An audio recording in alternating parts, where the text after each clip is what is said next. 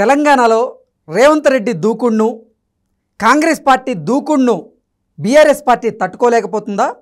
రానున్నటువంటి రోజుల్లో BRS party జెండా మూసేయబోతున్నారా అంటే అవుననే సమాధానం ఇస్తున్నారు కొంతమంది రాజకీయ విశ్లేషకులు. ఇక ఇదే అంశానికి సంబంధించి మనతో మాట్లాడేందుకు ప్రముఖ రాజకీయ విశ్లేషకులు, ప్రముఖ సీనియర్ జర్నలిస్ట్ సిఎస్ రావు గారు మనతో ఉన్నారు. సార్తో మాట్లాడు. Sir hi sir. Hello sir, తెలంగాణలో రేవంత్ రెడ్డి దూకుడును అలాగే కాంగ్రెస్ పార్టీ దూకుడును బీఆర్ఎస్ పార్టీ తట్టుకోలేకపోతుందని, రానున్నటువంటి రోజుల్లో బీఆర్ఎస్ పార్టీ జెండాను కూడా దించేయబోతోంది, మూసేయబోతోంది అంటూ కూడా ఒక వార్త ఇప్పుడు సోషల్ మీడియాలో చక్కర్లు కొడుతూ ఉంది. ఏంటి సార్ ఆ పరిస్థితి ఉందంటారు అసలు? ఇప్పుడు ఆంధ్రప్రదేశ్, ఉమ్మడి ఆంధ్రప్రదేశ్లో కానీ లేదంటే విడిపోయిన ఆంధ్రప్రదేశ్లో కానీ రాజకీయ పరిణామాలను కనుక చూస్తూ ఉంటే ప్రాంతీయ పార్టీల మనుగడ అనేది ఎలా ఉంటుంది అనేది మనం అబ్జర్వ్ చేస్తున్నాం. ఒకసారి పవర్లో లేకపోతే ఆ తర్వాత ఆ పార్టీలు ఎంత బలహీనపడతాయి అని చెప్పి మనం చూడొచ్చు. ప్రజారాజ్యం పార్టీ రీసెంట్గా వాటిని చూస్తే కనుక ప్రజారాజ్యం పార్టీని చూసాము. ప్రజారాజ్యం పార్టీ ఏ విధంగా కాంగ్రెస్ పార్టీలో విలీనం అయిపోయింది అనేది మనం చూసాం. సో ప్రాంతీయ పార్టీలు ఇప్పుడు తెలుగుదేశం పార్టీ చాలా పెద్ద స్ట్రాంగ్ పార్టీ, జాతీయ స్థాయిలో కూడా చక్రం తిప్పినటువంటి పార్టీ. అవును, అలాంటి పార్టీ తెలంగాణలో మనుగడ సాధించలేకపోయింది. కారణం ఏంటి? కారణం ఆ రోజు పరిస్థితులు. ఆ రోజు బలమైనటువంటి టీఆర్ఎస్ పార్టీ ఉంది, ఇంకో పక్క కాంగ్రెస్ ఉంది, మరో పక్క బీజేపీ ఇప్పుడు ఉంది. సో దాంతో మనుగడ సాధించలేని పరిస్థితికి వచ్చింది. కాబట్టి ఎప్పుడైనా సరే ప్రాంతీయ పార్టీలు కొంతకాలం పాటు మాత్రమే మనుగడ సాధించగలవు. ఆ తర్వాత మనుగడ సాధించడం అనేది వెరీ టఫ్. అందుట్లో మన తెలుగు రాష్ట్రాల్లో, మిగతా రాష్ట్రాల్లో వేరు, తెలుగు రాష్ట్రాల్లో వేరు. మహారాష్ట్రలో చూస్తున్నాం ప్రాంతీయ పార్టీల పరిస్థితి. శివసేన కానీ ఎన్సీపీ కానీ ఇవన్నీ కూడా ఒకవైపు నుంచి బీజేపీ ప్రాంతీయ పార్టీలని క్లోజ్ చేసుకుంటూ వస్తుంది.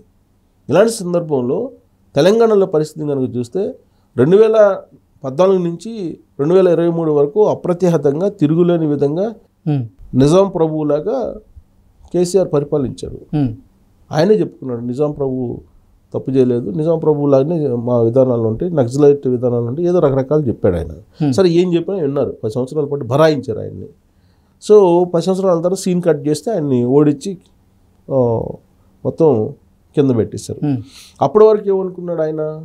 2023 అసెంబ్లీ ఎన్నికల వరకు నాకు పార్టీ ఫండ్ వచ్చేసింది, నేను విమానం కొంటున్నాను, అలాగే హెలికాప్టర్లు కొంటున్నాను, నేను దేశకి నేతగా మారుతాను, మొత్తం భారతదేశ వ్యాప్తంగా తిరుగుతాను, నరేంద్ర మోడీకి అసలు ఏం తెలియదు, నేనే కరెంటు కానీ తర్వాత మంచినీళ్ళు కానీ ఎలా ఇవ్వాలి, నదులని ఏ విధంగా అనుసంధానం చేయాలి, తర్వాత అవన్నీ చెప్పారు, చాలా చెప్పారు ఆయన. ఫెడరల్ సిస్టమ్ ఎలా ఉందని నేను చూపిస్తాను అని చెప్పి చెప్పుకొచ్చాడు. ప్లస్ ఇంకో మాట ఏం చెప్పాడు?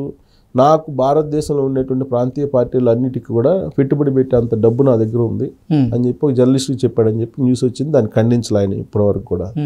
అంటే ఆయన దగ్గర డబ్బు ఉంది, దేశ స్థాయిలో ఎదగాలనుకున్నాడు. అందుకే టీఆర్ఎస్ పార్టీని కాస్త బీఆర్ఎస్ పార్టీని చేశాడు. సో బీఆర్ఎస్ పార్టీ చేసి మహారాష్ట్రలోకి ఎంటర్ అయ్యాడు.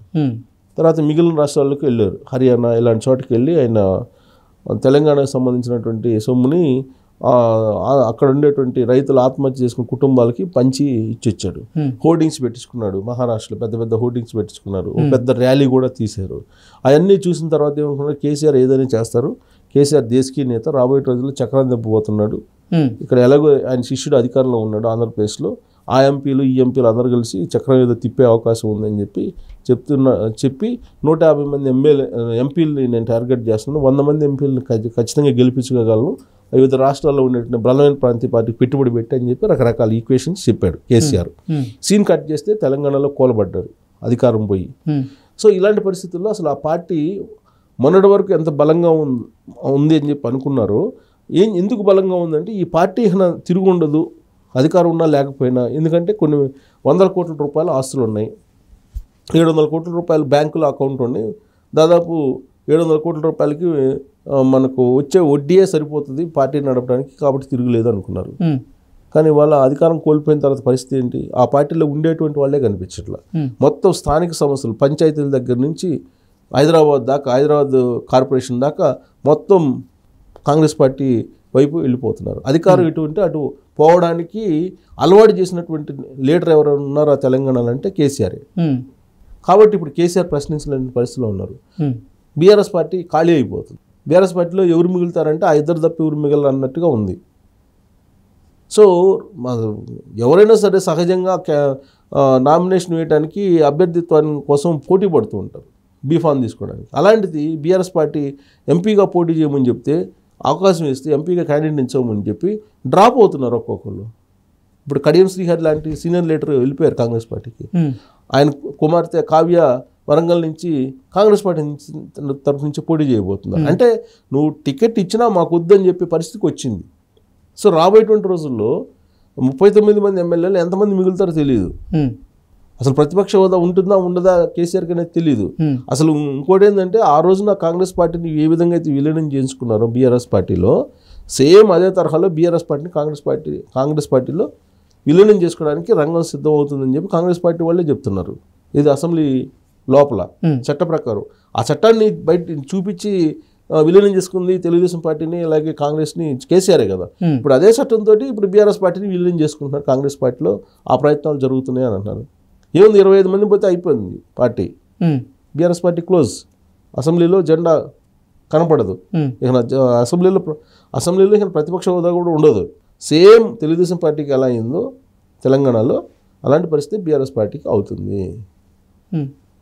అప్పుడు తెలంగాణలో 2 జాతీయ పార్టీలు మిగులుతాయి. ఒకటి బీజేపీ, 2 కాంగ్రెస్. సో ఈ 2 పార్టీలు కలిసి ఒకళ్ళేమో ఎంపీలను తీసుకెళ్ళిపోతున్నారు, ఇంకొకళ్ళేమో ఎమ్మెల్యేలు తీసుకోబోతున్నారు. లాస్ట్కి ఖాళీ అయ్యేది బీఆర్ఎస్ పార్టీ. అందుకే జెండా బీకేటువంటి పార్టీగా కనిపిస్తుంది. ఇప్పుడు ఆ పార్టీ మనుగడే కష్టంగా ఉంది. ఇప్పుడు ఎంతమంది చేరుతున్నారు, రోజుకి అనేక మంది పార్టీ విడిచి వెళ్ళిపోతున్నటువంటి పరిస్థితి కనపడుతుంది. ఇప్పుడు ఖమ్మం తీసుకుంటే, ఖమ్మంలో కూడా ఏదో బలంగా ఉన్నారని చెప్పి అనుకుంటున్నారు, కానీ ఖమ్మంలో కూడా పరిస్థితి మారిపోతుంది. ఖమ్మంలో ఆ ఉండేటువంటి నామా నాగేశ్వరరావు ఎప్పుడు జెండా బీగుతాడో కూడా తెలియనటువంటి పరిస్థితికి వచ్చింది. అందుకే ఇప్పుడు ఖమ్మంలో ఇప్పుడు రేవంత్ రెడ్డిని కలిసింది సుహాసిని బై, ఎవరు నందమూరి సుహాసిని. సో ఆవిడ చేత ఏదో పోటీ చేపిస్తున్నారు ఖమ్మంలో అని చెప్పి అనుకుంటున్నారు. హైదరాబాద్ లాంటి చోటు కూడా సహజమిత్రుడు అసరుద్దీన్ ఓడించడానికి బీఆర్ఎస్ పార్టీ సహజమిత్రుడు అసరుద్దీన్, అందుకని చెప్పి ఆయన్ని ఓడించడానికి ఇప్పుడు సానియా మిర్జాని హైదరాబాద్ నుంచి పోటీ చేయడానికి కాంగ్రెస్ పార్టీ ప్రయత్నం చేస్తుంది. అంటే కాంగ్రెస్ పార్టీ చాలా వ్యూహాత్మకంగా వెళ్తుంది. రాబోయేటువంటి రోజుల్లో ఒక్క ఎంపీ స్థానంలో కూడా బీఆర్ఎస్ పార్టీ గెలిచేటువంటి అవకాశం లేదని చెప్పి ఇప్పుడు సర్వేలు చెప్తున్నాయి. ఇలాంటి పరిస్థితుల్లో జెండా బెగటం తప్పితే మరో మార్గం ఉంది ప్రాంతీయ పార్టీకి. ఇదంతా ఒక ఎత్తు అయితే అసలు బీజేపీలో విలీనం అవుతుందా, కాంగ్రెస్ పార్టీలో విలీనం అవుతుందా అనేది. కాంగ్రెస్ పార్టీలో భారత రాష్ట్ర సమితి కూడా విలీనం కాబోతుంది అంటూ గతంలో కొన్ని వార్తలు వచ్చాయి. నిన్న మొన్నటి వరకు కూడా ప్రచారం జరిగింది. విలీనం కాక తప్పదు, విలీనం అయ్యే పరిస్థితికి వచ్చింది. ఇప్పుడు రేపు ఫోన్ ట్యాపింగ్ కేసు బయటకు వచ్చి అందరు జైల్లోకి పోతే పార్టీ ఎక్కడ నిలబడుతుంది? నిలబడే అవకాశం లేదు కదా. అందుకే కేటీఆర్ ముందుగానే ఆలోచించి బీఆర్ఎస్ పార్టీతో బీజేపీని పొత్తు పెట్టుకోవాలనుకున్నారు. బట్ బీజేపీ వాళ్ళు నో అన్నారు. ఎందుకు నో అన్నారు? కేసీఆర్కి ఉన్నటువంటి ట్రాక్ రికార్డు ఢిల్లీలో నమ్మించి మోసం చేస్తాడని, కాంగ్రెస్ పార్టీలో విలీనం చేస్తాడని ఆ రోజు ప్రామిస్ చేశాడు సోనియా గాంధీకి. అందుకే తెలంగాణ ఇచ్చారని చెప్పి కాంగ్రెస్ వాళ్ళు ఎవరైనా చెప్తారు. కానీ తర్వాత సీన్ కట్ చేస్తే కాంగ్రెస్ పార్టీనే లేకుండా చేశాడు కేసీఆర్. ఆ అనుభవం దృష్ట్యా బీజేపీ వాళ్ళ దగ్గర రాని వాళ్ళని. సో ఇలాంటి పరిణామాల దృష్ట్యా జెండా పీకుడు బీఆర్ఎస్ పార్టీకి మార్గం మరొకటి లేదనేది రాజకీయ వర్గాల్లో జరుగుతున్నట్టు చర్చ. Okay sir, thank you so much. Thank you.